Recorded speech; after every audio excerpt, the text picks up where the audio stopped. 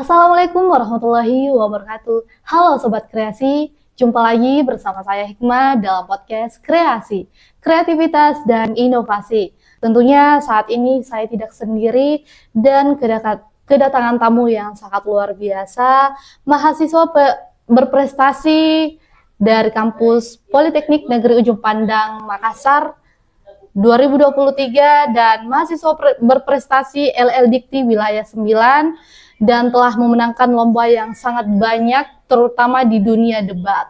Beliau adalah Kakanda Hairul. Halo, Assalamualaikum Kak. Waalaikumsalam. Bagaimana kabar Kak? Alhamdulillah baik. Masya Allah. Baik. Apanya keadaannya? Baik dalam segala hal. Masya Allah. Saya sangat tertarik dengan latar belakang beliau, seorang mahasiswa, seorang motivator. Amin. Dan di belakang layar tadi saya sempat bincang-bincang dengan beliau, ternyata betul-betul sangat luar biasa. Langsung saja kita kenalan lebih dekat dengan narasumber kita, Kakanda Hairul. Boleh Kak ceritakan latar belakang Kakak seperti apa? Silakan Kak. Oke, baik. Halo Sobat Fikir. Sebelumnya perkenalkan, nama saya Hairul. Saat ini aktif sebagai mahasiswa di semester akhir Politeknik Negeri Ujung Pandang, dan tentunya alhamdulillah sudah ada beberapa pencapaian yang sudah di awalnya sudah kami list dulu. Saya list dream listnya, dan tentunya sebentar lagi sudah bukan sebagai mahasiswa, jadi sambil menyusun skripsi juga. Untuk saat ini sementara magang juga di Bank Indonesia, alhamdulillah, dan mungkin cukup sekian. Berarti hidup kakak ini sudah terstruktur ya? Amin, karena ada dream listnya. Betul. Masya Allah. Jadi dari awal memang sudah incar-incar kira-kira apa saja pencapaian ingin saya lakukan dicapai untuk kedepannya. Berarti kakak sudah semester akhir? Semester akhir, semester 8. Tepatnya jurusan administrasi niaga. Oh iya. Administrasi bisnis. Sekarang magangnya di Bank Indonesia, betul. Oh, bukannya kalau sudah semester akhir tidak bisa magang lagi atau bagaimana? Justru di kampus saya di Poltek itu kalau magang harusnya semester akhir. Jadi untuk di semester 8 itu kita tidak ada mata perkuliahan, kita cuma menyusun skripsi sama melakukan magang di perusahaan. Oh iya. Gitu. Kalau dilihat dari latar belakang kakak suka debat? Alhamdulillah suka. Ya. Apakah di prestasi yang kakak sumbangkan selama menjadi mahasiswa berprestasi hanya dengan lomba debat atau ada lomba-lomba lainnya yang kakak sumbangkan ke kampus? Sebenarnya untuk Mapres kemarin itu ada beberapa sebenarnya kriteria untuk menjadi mahasiswa berprestasi, bukan hanya untuk prestasi non akademik, dilihat juga dari akademiknya, dilihat juga dari pengalaman organisasi, dan banyak lagi ciptaan karyanya apa saja kayak gitu. Kemarin alhamdulillah untuk prestasi non akademik sebenarnya bukan cuma 100% lomba debat, tapi lomba debat yang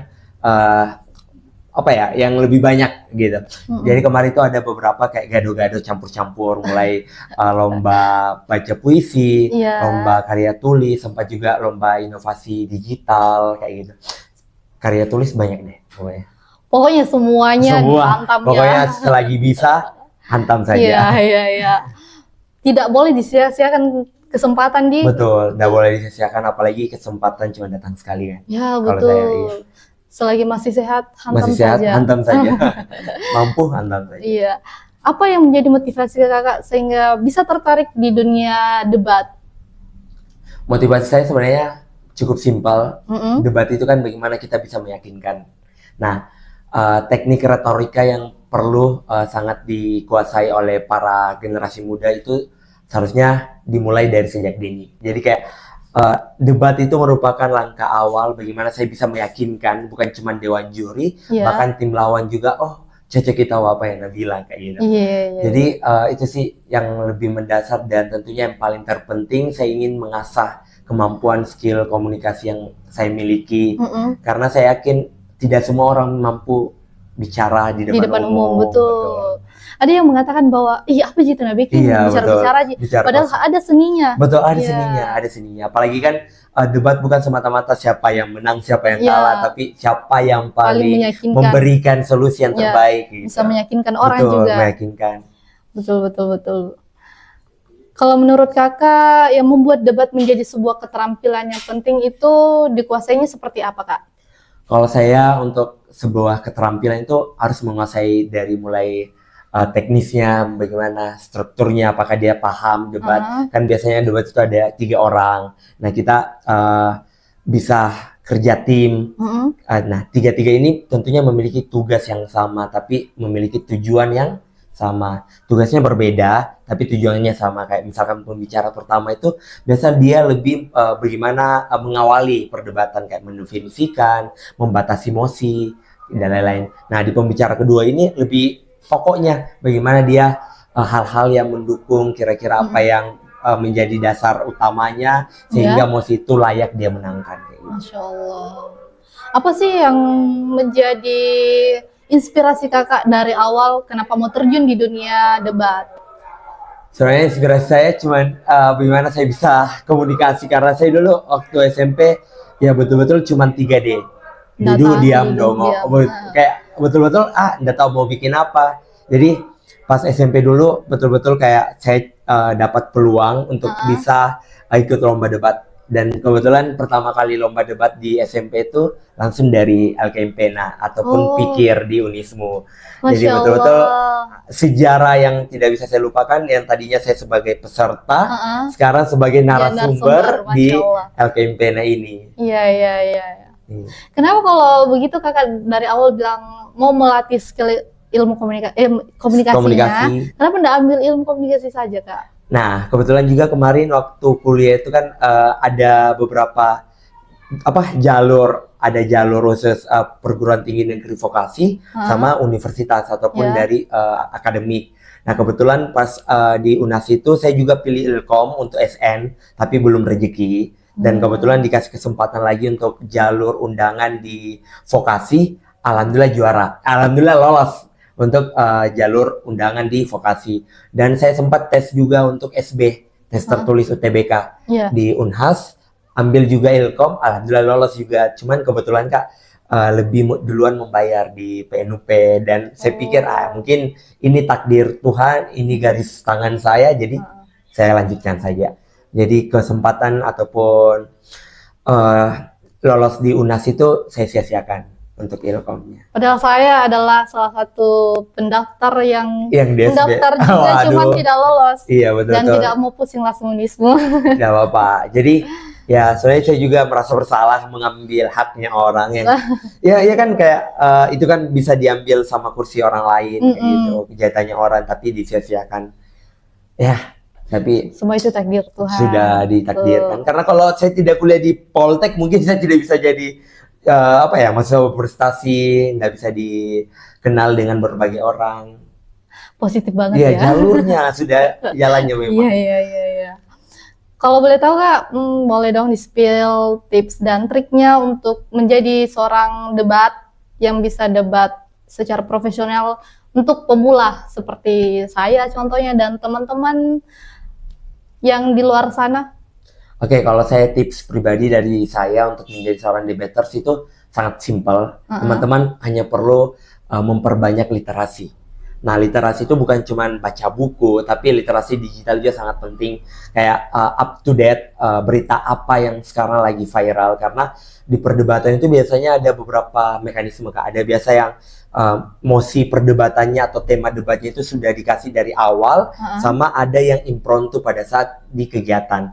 Nah, takutnya pada saat di kegiatan nanti kayak impromptu itu teman-teman tidak menguasai debatnya karena teman-teman tidak mengikuti alur beritanya kayak gimana. Kayak misalkan kemarin baru-baru tentang IKN dan lain-lain. Jadi yang paling mendasar adalah perbanyak literasi, dan paling penting juga teman-teman perbanyak nonton di YouTube referensi tentang debat-debat mahasiswa lain, dan saya yakin banyak sekali debaters di luar sana, khususnya yang ada di Pulau Sulawesi itu keren-keren kayak gitu, Kak. Jadi perbanyak membaca saja. Luar biasa ya. Betul, jadi kembali ke membaca. Betul. Karena kayak kita debat itu bukan kayak biasa berpikir orang omong kosong gitu, tidak, karena kita ada memang landasannya. Ada betul-betul kita sesuai dengan fakta, data-data yang ada. Kita juga harus menguasai caranya apa? Caranya dengan banyak membaca, banyak lihat-lihat berita kayak gitu. Karena apa yang kita sampaikan tuh harus ada Iya, buktinya. harus ada bukti, tidak omong Tidak kosong. boleh. Betul. Karena kalau Omong misalkan kosong nyari buktinya. iya. Nah, itu yang biasa Iya. biasa lawan kita cepat patahkan kata-kata kita kayak omongan kita kayak gitu. Bagus sekali. Itu bisa dijadikan pelajaran untuk saya dan untuk teman-teman sobat kreasi di luar sana. Kalau boleh tahu kan ini debat Kak, Betul. ada berbagai macam jenisnya. Iya. Kalau boleh tahu Kak, jenis debat itu apa saja Kak? Kalau saya jenis debat itu kan dari ada ASEAN Parliament sama British, ada dua. Jadi kalau ASEAN Parliament itu dia debatnya 3 lawan 3. Jadi kita cuma ada tim pro dan tim kontra. Nah ini yang biasa saya ikutkan ataupun ikuti lomba-lomba di luar sana. Kayak ASEAN Parliament, itu dia terstruktur jelas pembicara satu tugasnya apa, 2 dan 3. Nah sedangkan British itu dia cuma 2 orang satu tim, tapi di dalam satu perlombaan itu 1 kali putaran itu 4 tim yang main. Jadi ada pro untuk pro pembuka, pro penutup, pro pembuka, pro penutup, kontra pembuka, dan kontra penutup. Jadi kayak kita betul-betul saling menyerang satu sama lain. Kayak misalkan saya tim pro pembuka, kakaknya tim pro penutup. Walaupun kita sama-sama pro, kita harus juga saling menjatuhkan kayak gitu. Pokoknya kita mencari poin tertinggi siapa. Dan itu biasanya di lomba KDMI, lomba debat mahasiswa Indonesia. Oh iya. Itu tingkat nasional. Kakak sendiri belajar tentang jenis-jenis debat itu dari mana Kak? Kalau saya belajarnya biasa dari artikel sebenarnya dari internet, kebanyakan belajarnya dari internet, dan saya lebih serak sebenarnya di lomba ASEAN Parliament. Karena kemarin sempat ikut di KDMI, jadi KDMI itu Kak lomba debat bergengsi semahasiswa se-Indonesia, itu paling keren pokoknya, tapi dia menggunakan British gitu. Kalau Kakak tertarik sama debat? Tertarik sih, cuman kalau kayak mau mulai kayak ada rasa takut. Ada rasa takut. Oh, iya. Takut dijatuhkan lawan. Takut nggak bisa, kalau mau ya argumennya dipatahkan, takut blank. Karena saya itu orangnya cepat blank. Oh iya. Iya. Sebenarnya hampir sama, cuman karena saya mungkin sudah beberapa ikut lomba, jadi kayak saya sudah ada strategi. Jadi kayak kalau misalkan takut dipatahkan nih, teman-teman cuma bisa buat beberapa planning. Misalkan plan pertama itu teman-teman harus cari alternatif lain kayak gitu. Kira-kira kalau misalkan lawan bilang ini, teman-teman sudah ada sedia jawabannya kayak gini, kayak gitu.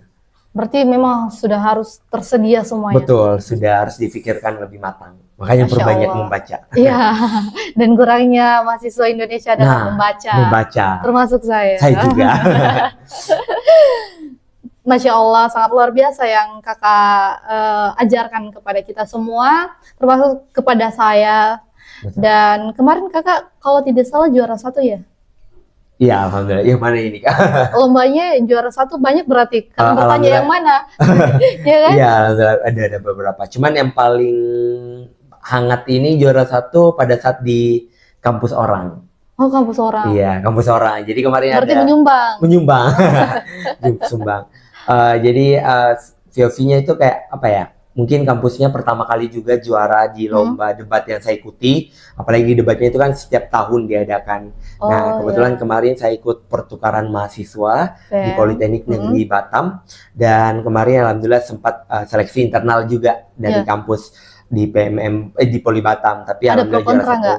Ada pro kontra pasti. Iya, siapa nih orang pendatang dari luar? Iya.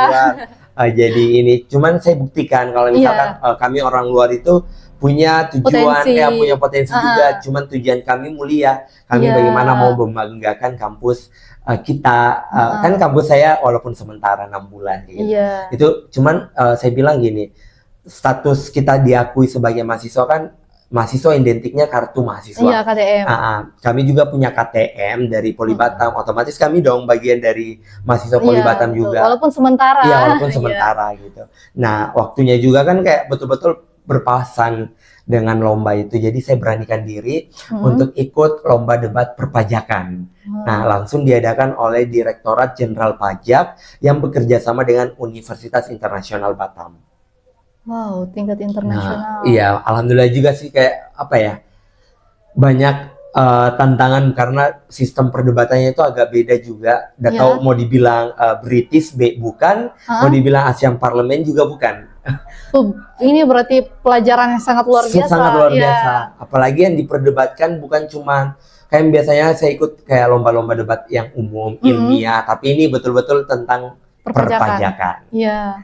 Tapi kan perpajakan dengan jurusan kakak kan ada sinkronnya. Ada sinkronnya, cuman agak jauh karena saya administrasi bisnis, itu lebih ke perkantoran sebenarnya. Nah, kalau perpajakan itu jatuhnya kalau di kampusku jurusan akuntansi. Cuman alhamdulillah kemarin di semester awal, semester 1-2 itu kami belajar perpajakan cuma yang dasar. Kayak gitu. Jadi agak sulit Iya, lumayan. Baru dasarnya dipelajari langsung didebatkan. Betul. Baru tingkatnya lagi bukan tingkat ecek-ecek. Betul sekali.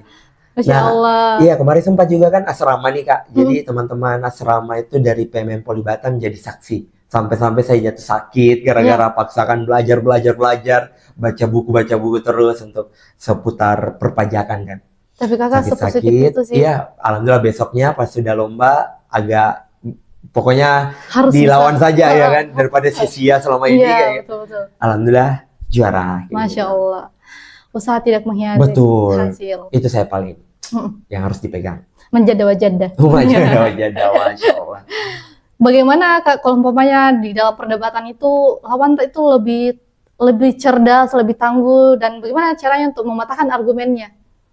Kalau saya sebenarnya debaters tentunya punya strategi masing-masing. Oh iya, tergantung dari personal masing-masing. Betul, dari personal masing-masing. Jadi kalau misalkan kita dapat situasi yang betul-betul lawan kita, cerdas mentong tahu ini orang. Iya, kan biasa dilihat kan. Iya betul, ya. Strateginya juga susah. Nah, saya sebenarnya lebih mengutamakan yang namanya etika. Nah, sebenarnya kayak di perdebatan itu bukan cuman argumen kita yang dinilai, tapi etika kita juga bagaimana. Nah, saya itu strateginya, saya bocorkan ya. Jadi saya itu lebih suka meyakinkan dewan juri ketimbang meyakinkan lawan. Karena biasa kan lawan meyakinkan lawannya lagi. Nah, tapi saya meyakinkan dewan juri. Jadi saya betul-betul tantangan terbesarnya adalah mencari celah dari lawan kita itu bagaimana. Karena setiap perdebatan pasti dia punya celah.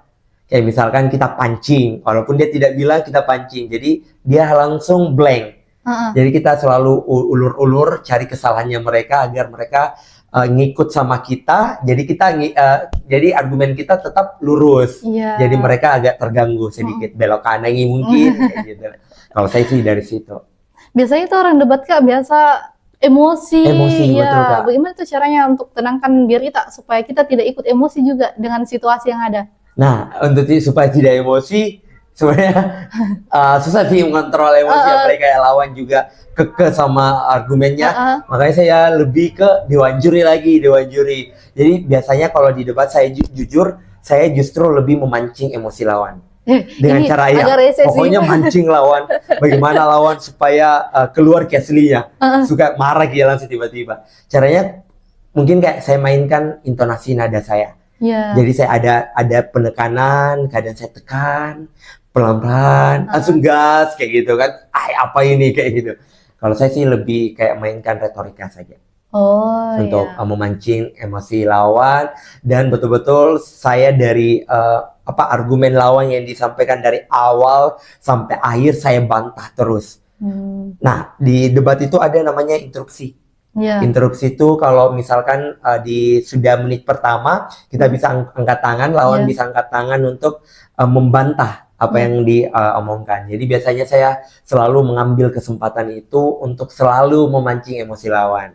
Nah, kalau misalkan di posisinya saya yang dipancing, gimana kalau kita yang emosi? Nah, kalau misalkan saya dipancing, paling saya balikin lagi dengan cara membuat kata-kata yang bisa menyakiti lawan tapi halus.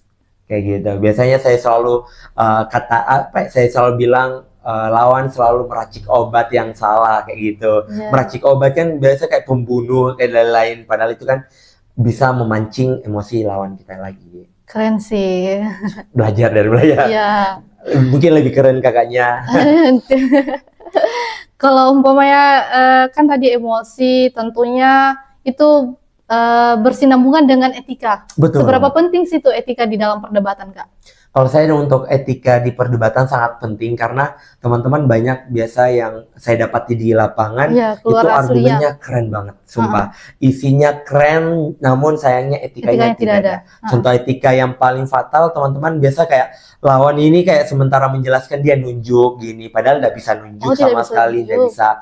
Usahakan tapi kalau begini boleh? Boleh begini, boleh gini. Cuman usahakan dikurangi, minimalisir untuk menunjuk karena kita kalau menunjukkan lebih ke psikologis menyerang pribadinya orang. Oh, begitu. Menyerang pribadinya orang itu yang sangat fatal. Dan yang terpenting kalau bicara usahakan berdiri.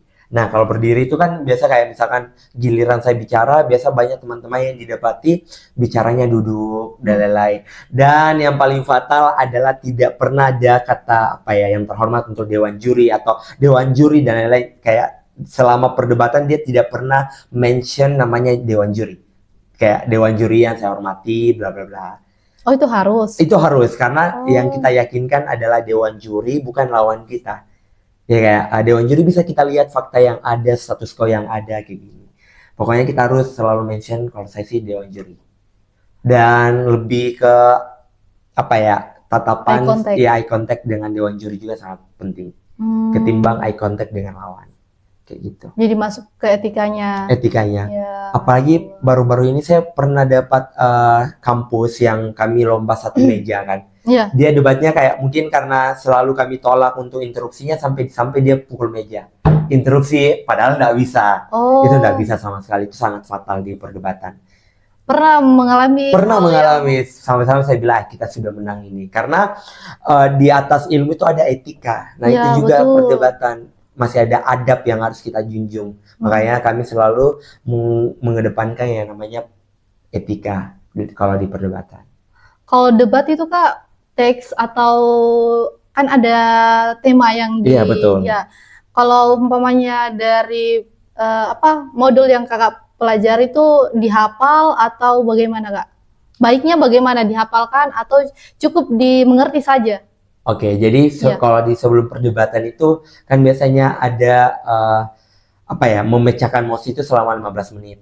Nah, case building. Nah, di case building itu teman-teman bisa atur strategi. Kira-kira kan nanti biasa debat ada yang memperbolehkan membawa catatan ataupun buku referensi, ada yang juga yang tidak boleh.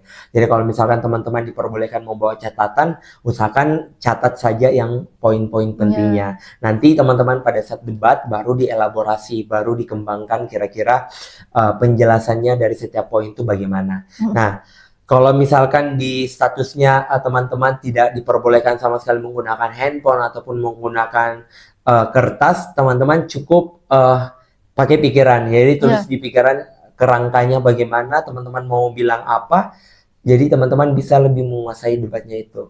Kalau saya sih pribadi. Berarti banyak yang harus disiapkan. Banyak, jadi di debat itu banyak planning dan banyak juga aturan-aturan yang kadang kita jarang temui, tergantung dari tim pelaksana. Gitu. Iya. Tentunya dari banyak lomba debat yang Kakak ikuti, pasti ada pengalaman-pengalaman yang berharga. Betul. Mau Kak tahu ini Kak, apa pengalaman yang paling berharga selama ikut lomba debat? Jadi pengalaman paling berharga menurut saya kan saya sudah mulai debat itu dari SMP, SMA sama kuliah. Menurut saya pengalaman paling berharga itu pada saat duduk di bangku kuliah. Karena di bangku kuliah itu betul-betul saya mulai dari nol kembali, karena di kampus saya kebetulan tidak ada UKM ataupun organisasi yang menaungi tentang perdebatan. Jadi di situ saya berani untuk memulai buat sebuah forum. Alhamdulillah sekarang ada forum kami. Namanya Forum Macaki Debaters Politeknik Negeri Jumpandang. Jadi Macaki yang buat Kakak. Itu saya sendiri. Ya, pertama gagas saya sendiri dan sekarang sudah ada anggotanya kami kurang lebih 30 orang dari berbagai jurusan. Langsung banyak Iya, soalnya sudah dari tahun lalu. Cuman tahun ini kami belum open recruitment buat junior-junior di angkatan 2023, kami belum bisa karena mungkin lebih fokus dulu mengembangkan keterampilan dari teman-teman anggota kami yang 30 orang ini. Dan kebetulan ya mungkin pengalaman yang paling berharga itu saya orangnya tidak pernah naik pesawat. Dari SMP, SMA saya tidak pernah naik pesawat, tapi karena perdebatan, karena silat lidah, teknik silat lidah yang saya gunakan itu mengantarkan saya untuk berada di berbagai pulau di Indonesia. Alhamdulillah Karena sudah. debat. Iya, karena debat. Jadi kita dibiayai di PNUP, Politeknik Negeri Ujung Pandang, itu sangat support dari kegiatan-kegiatan mahasiswa yang akan diikuti. Itu kami dibiayai mulai dari segi biaya transport, pesawat, dan lain-lain, penginapan, bahkan dikasih uang saku. Nah, di situ awalnya kenapa saya kecanduan ikut yang namanya kompetisi untuk mewakili kampus saya. Karena banyak sekali pengalaman yang berharga, karena apalagi di debat itu kalau misalkan kita ikut nih di lomba debat pikir, itu kami cuman bukan cari musuh, tapi kami juga dapat relasi teman-teman. Bahkan kami ada sebuah grup untuk teman-teman debaters se-Indonesia. Jadi biasa di situ kami dapat informasi lomba debat lagi, ada bulan ini sekian, tanggal sekian kayak gitu. Circle yang positif. Iya, betul sekali. Walaupun di pertandingan kita musuh, tapi di luar pertandingan kita kawan. Betul, kita teman. Kalau sudah pertandingan itu Kak, sudah saja atau maaf-maafan? Oh, sudah.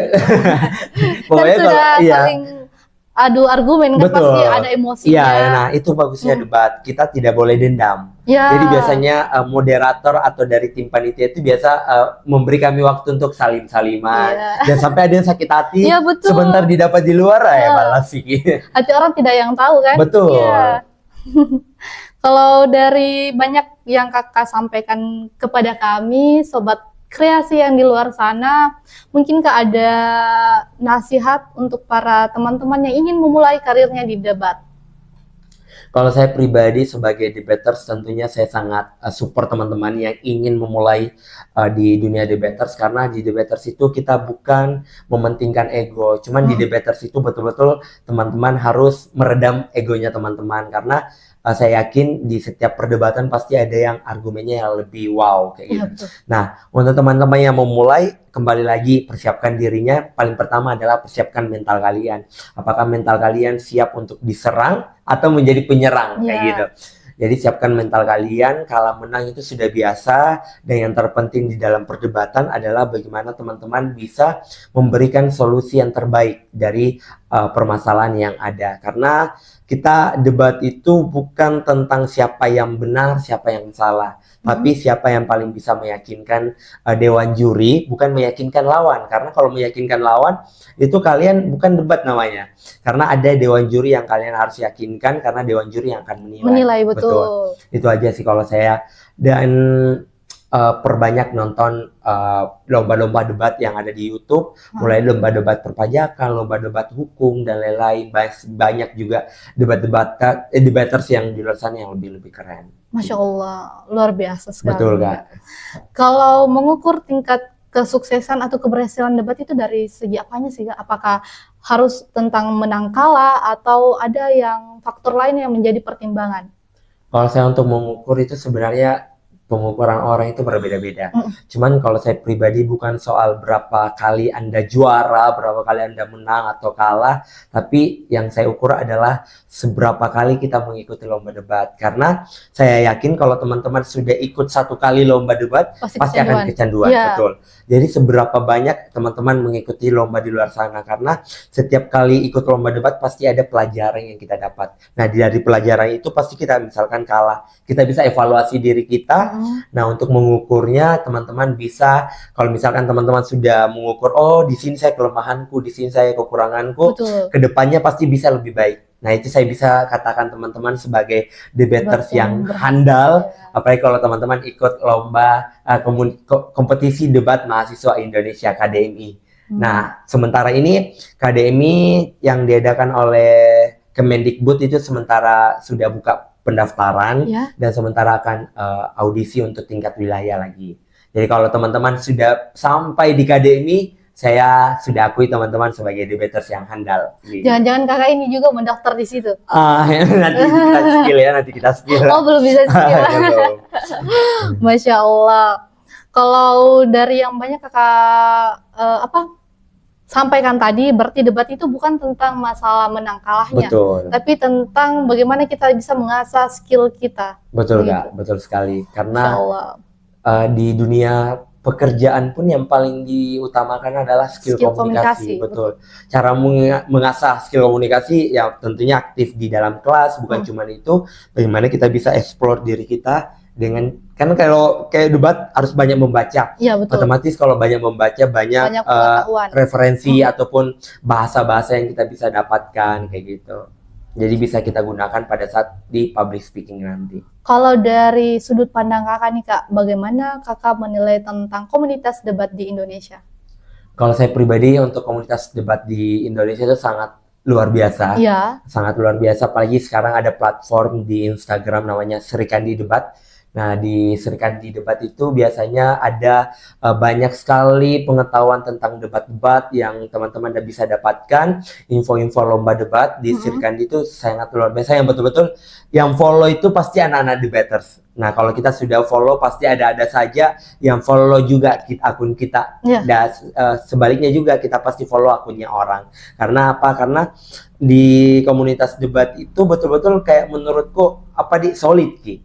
Sampai-sampai ada beberapa forum komunitas perdebatan di Indonesia. Jadi kayak tadi kita ikut lomba debat, kita juga buat komunitas, buat forum-forum kecil untuk informasi tentang dunia perdebatan kayak gitu. Lebih terdorong di diri sendiri nih. Iya, apalagi dunia debat sekarang itu sangat sudah eksis di masyarakat. Jadi kayak kami juga sebagai debaters tentunya harus menjaga citra. Jadi kayak kita tidak mau dibilang anak debat pasti tidak mau dikalah ya. Tidak, karena bukan kita ego kita mainkan, bukan kita mainkan pengetahuan. Iya, argumen. Betul, argumen. Luar biasa sekali. Kakak telah membuka pandangan kita semua, Sobat Kreasi, tentang bagaimana menjadi seorang debaters yang tidak hanya mementingkan keberhasilan debat itu dari menang kalahnya, tapi dari bagaimana cara terus mau belajar dan belajar. Belajar, betul. Ya, Masya Allah. Kalau begitu Kak, apa harapan Kakak ke depannya di dunia debaters ini Kak? Kalau saya harapan ke depannya tentunya semoga itu ada betul-betul instansi yang menaungi dunia perdebatan ini. Kayak misalkan atlet-atlet di luar sana kan ada komunitasnya, ada organisasinya. Semoga ke depannya betul-betul ada organisasi yang resmi tentang debat. Jadi kayak kayak forum debat Indonesia yang langsung dinaungi oleh kementerian dan lain-lain. Itu sih harapan yang terbesar seorang debaters. Jadi betul-betul kami dari segi legalitas itu kami resmi, kayak bukan hanya sekedar lomba-lomba saja, tapi kami ada aksi yang akan kami lakukan. Mungkin kayak misalkan ada permasalahan tentang perekonomian atau mungkin permasalahan yang menempah Indonesia, kita cuman tidak hanya untuk turun demo, tidak usah demo, kita debat aja, maksudnya debat dalam artian kita menyampaikan aspirasi kita aja langsung ke pihak pemerintah, tidak usah di demo kayak gitu. Karena demo juga sih kayaknya mengganggu banyak masyarakat. Pro kontra sebenarnya itu demo, aduh. Karena kalau demo macet ada lagi yang marah-marah, belum lagi ada yang maki-maki. Betul, apalagi kan polusinya lagi mengganggunya. Yang bakar bang, aduh. Bagus kalau tidak bakar di rumah ataupun gedung pemerintah, kalau dia bakar lagi. Parah. Pernah ada kejadian banyak bahkan yang kayak merusak sarana prasarana dari gedung DPR, mungkin DPRD banyak. Ya, padahal itu uang dari kita loh. Iya betul, kasihan dia pikir. Makanya saya pikir mungkin bagusnya di Indonesia itu ada betul-betul komunitas debat yang langsung dinaungi oleh pemerintah. Jadi kayak ada apa-apa, anak debat turun bukan berdebat, cuman memberikan solusi yang terbaik, karena tujuan debat itu tadi, memberikan solusi. Masya Allah, sangat luar biasa sekali narasumber kita pada sore hari ini. Moderator kita. Masya Allah. Amin. Sudah membuka wawasan kita mengenai debat, jadi kita itu harus membuka argumenta. Betul, jangan tentang emosi-emosi. Apalagi kalau ada permasalahan, janganlah semua turun demo. Betul. Hidup mahasiswa. Analisis dulu. Hidup mahasiswa. Padahal ada cara lain yang lebih jitu, ya kan? Karena kalau umpamanya turun di jalanan, kan tidak semuanya aspirasi tak didengar. Bahkan kayak dia anggap apakah itu merusak sekali. Apa dia bikin itu? Iya kan? Iya, lebih kayak tidak dipandang kayaknya sih. Padahal dia cuma memperjuangkan hak masyarakat, cuma ujung-ujungnya dijatuhkan sama masyarakat lain. Iya, kita tidak menyalahkan, cuman ada cara yang lain. Ada cara lain. Iya. Masya Allah, kalau boleh tahu Kak, bisa kita spill untuk closing statement-nya Kak? Karena ini kita sudah di penghujung pembahasan. Wow, udah dirasa ya. Iya. Kalau closing statement dari saya itu mungkin sangat simpel. Hargai proses, jangan protes. Karena setiap proses yang teman-teman tempuh itu pasti akan bermanfaat di kemudian hari. Contohnya, sebagai debaters yang awalnya kayak kita cuman mau bagaimana public speaking kita lebih baik. Ya. Dan alhamdulillah sekarang sudah bisa sampai bisa jadi coach ataupun sampai bisa menginspirasi banyak orang. Jadi itu saja teman-teman, hargai proses, jangan protes. Iya. Kayak gitu. Karena banyak yang protes tapi tidak ada prosesnya. Iya betul, betul. Iya kan? Protes doang, dapat proses. Gitu. Aduh, kasihan deh. Betul. Masya Allah, itulah tadi closing statement yang telah disampaikan oleh narasumber kita, Kakanda Hairul, mahasiswa berprestasi di PNUP 2023 dan juga mahasiswa berprestasi LL Dikti wilayah 9. Betul. Yang telah menyumbangkan prestasinya tidak hanya di kampusnya saja, tapi di kampus orang lain juga. Saking luar biasanya narasumber kita. Baik, itu tadi podcast kita pada hari ini. Saya Hikmah sebagai host pada hari ini mengucapkan Assalamualaikum warahmatullahi wabarakatuh. Dadah.